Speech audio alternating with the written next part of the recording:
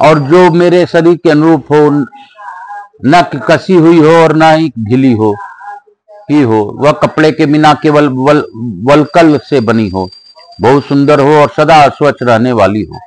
उसके बाद गुरु के आप पुत्र ने आदेश दिया, मेरे लिए 2 खड़ाऊं तैयार करो, जिन पर चढ़कर मेरे पैरों को कभी कीचड़ का स्पर्श न हो, उनमें चमड़े आदि का बंधन न लगा हो, जो दौड़ते समय भी मुझे आराम देने वाला हो, जिनके द्वारा भी स्थल भूमि की भांति जल के ऊपर भी अच्छी तरह चल सकूं। अंत में गुरु पुत्री बोली, मेरे लिए अपने ही हाथ से 2 सोने के कर्ण फूल बना दो, साथ ही लड़कियों के खेलने योग्य खिलौने भी दो, जो हाथी दांत के बने हुए और दूसरों के हाथ से तैयार किए गए हों,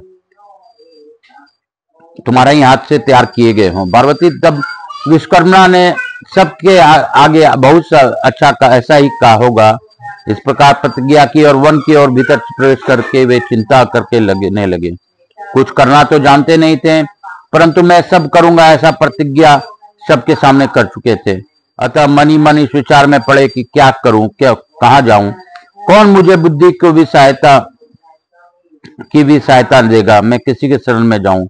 जो मूल मानव गुरु पत्नी और गुरु पुत्र की आज्ञा स्वीकार करके उस पूर्ण नहीं करता, वह नरकगामी होता है। ब्रह्मचारियों का प्रधान धर्म गुरु सर्वा ही है। गुरुजनों की आज्ञा का पालन न करने पर जो दोष लगेगा, उससे मेरा उद्धार कैसे होगा? मैं इस वन में रहकर उनकी बात कैसे पूरी कर सकूंगा?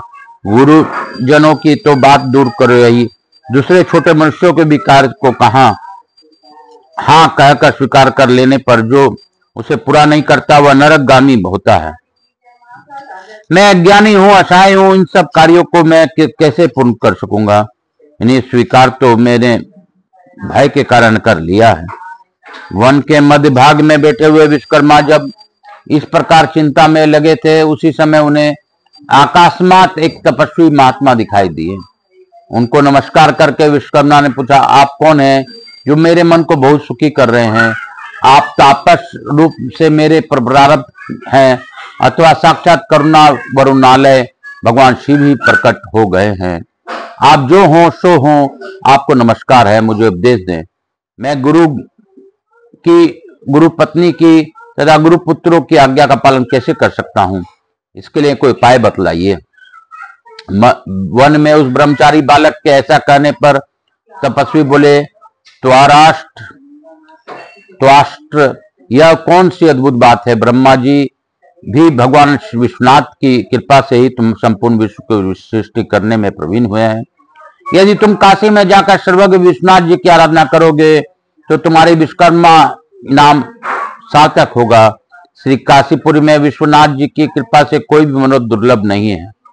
बालक, यदि तुम अपने मनोरथों को प्राप्त करना चाहते हो तो विश्वनाथ जी के साथ स्थान काशीपुरी में जाओ। इस प्रकार तपस्वी का वचन सुनकर विश्वकर्मा ने पूछा, महात्मन भगवान शिव का वह आनंद वन काशी कहाँ है? तपस्वी बोले, मैं भी वहां जाने की इच्छा रखता हूं, मेरे साथ चलो, मैं तुम्हें पहुंचा देता हूं। तब उन अतिशय कृपालु महर्षि के साथ विश्वकर्मा विश्वनाथ जी की पुरी में गए। वहां जाने से उनका मन स्वस्थ हो गया।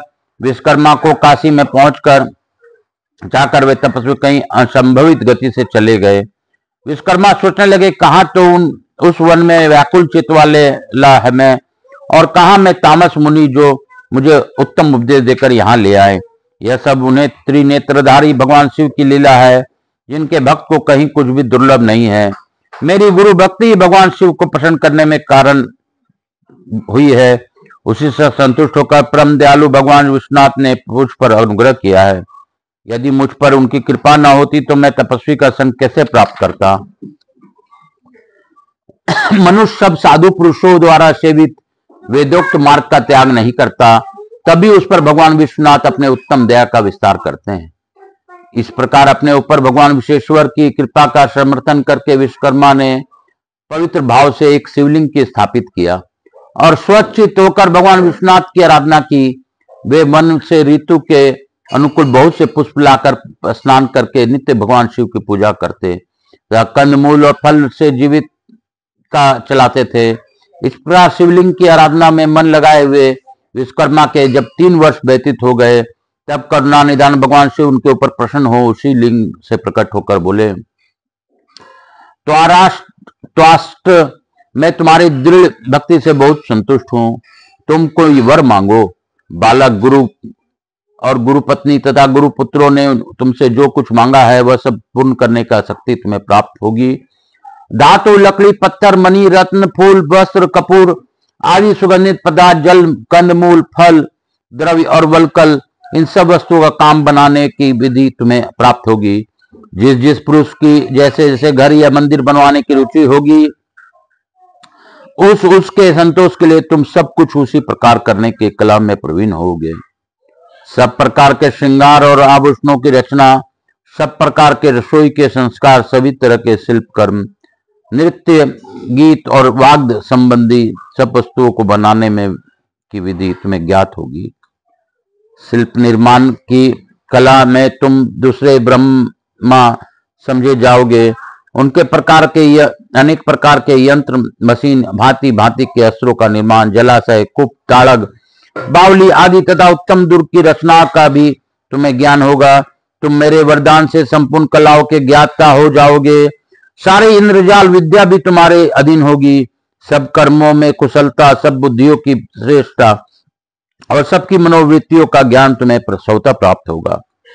संपूर्ण विश्व में अखिल कर्मों का ज्ञाता होने के कारण तुम्हारा यह विश्वकर्मा नाम यथार्थ होगा।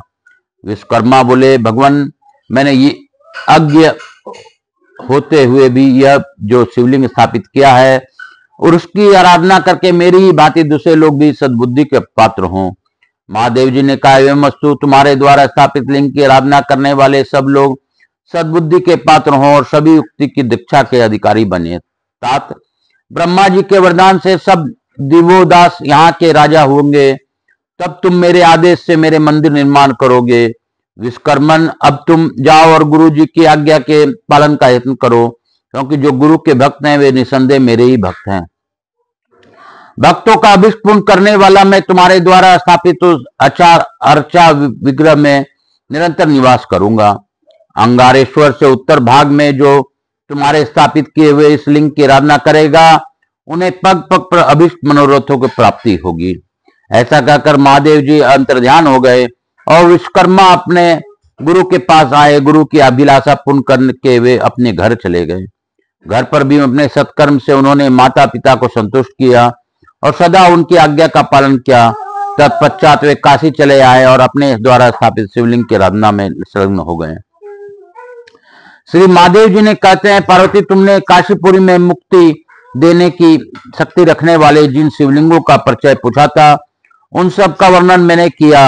ओमकारेश्वर, त्रिविश्वेश्वर, महादेवेश्वर, कृतवासेश्वर, रत्नेश्वर, चंद्रेश्वर, केदारेश्वर, धर्मेश्वर, वीरेश्वर, कामेश्वर, विश्वकर्मेश्वर तथा मणिकर्णिकेश्वर, अविमुक्तेश्वर और संपूर्ण विश्व को सुख देने वाले विश्वनाथ नाम से प्रसिद्ध विश्वेश्वर, ये सभी मुक्तिदायक लिंग है।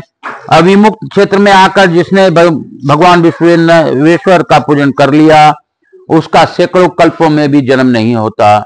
जितेंद्रिय सन्यासियों को 8 महीने घूमने का विधान है और वर्षा के चौमासे में एक स्थान पर रहने के लिए शास्त्र की आज्ञा है।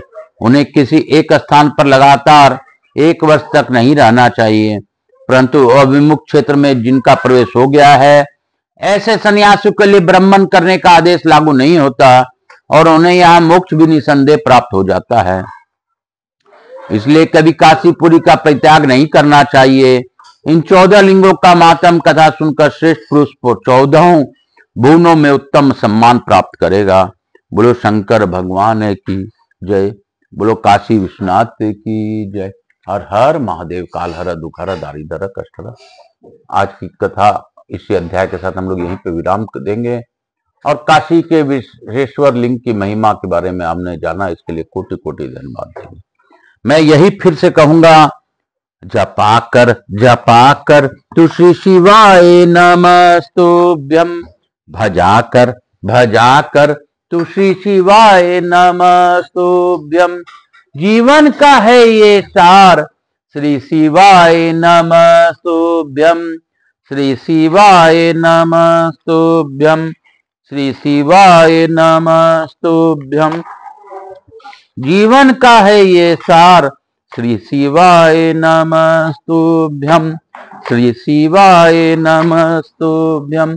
जपा कर तू श्री शिवाय नमस्तुभ्यं, रटा कर तू श्री शिवाय नमस्तुभ्यं। हर हर महादेव। कपूर गौरम करुणावतारम संसार सारम भुजगेंद्रहारम सदा वसंतम हृदयारविंदे भवम भवानी सहितम नमामि। श्री राम जय राम जय जय राम, श्री राम जय राम जय जय राम। यहाँ के स्थान देवता वास्तु देवता श्री राम जय राम जय जय राम। समस्त देवी देवताभ्यो नमो नमः, ग्राम देवताभ्यो नमो नमः, क्षेत्रपाल देवताभ्यो नमो नमः, मातृदेवो पितृदेवो सब पितृ देवताभ्याम नमो नमः। मेरे भोलेनाथ की जय, मैया पार्वती की जय, समस्त देवी देवताओं की जय, भक्त वत्सलाय की जय, स्कंद महापुराण की जय, समस्त देवी देवताओं की जय। काल हर दुख हर दारी धर कष्ट हर हर महादेव। शंभु शंभु बोल बम का नारा है, बाबा एक सहारा है। शीतलीकरण अहम करिष्येत, हर हर महादेव। काल हर दुख हर दारी धर कष्ट हर हर। श्री राम जय राम जय जय।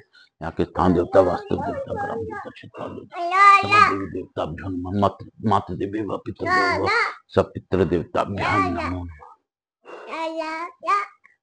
हर हर महादेव। शंभु शंभु बोल बम का नारा है, बाबा एक सहारा है। बोलो बम बोलो बम बोलो बम बोलो बम बोलो बम बोलो बम। मैं प्रथम पूजदेव गणपति गणेश जी महाराज, लक्ष्मी जी महाराज, रिद्धि सिद्धि शुभ लाभ कुबेर जी महाराज से अनुरोध करता हूँ कि हमारे यहाँ निवास रहकर अखंड कृपा बनाए रखें। आवाज समझ देवी देवताओं से अनुरोध करता हूँ कि आप